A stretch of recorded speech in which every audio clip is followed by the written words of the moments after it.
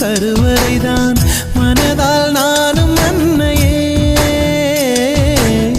மறவேன் என்று முன்னையே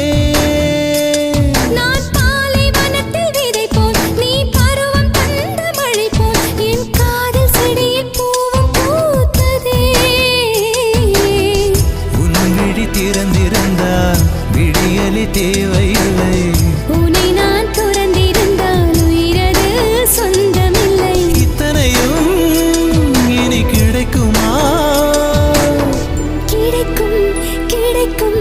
நான் கூட சொல்கிறேன் அழகே பிரம்மனிடம் மனு கொடுக்க போயிருந்தேன்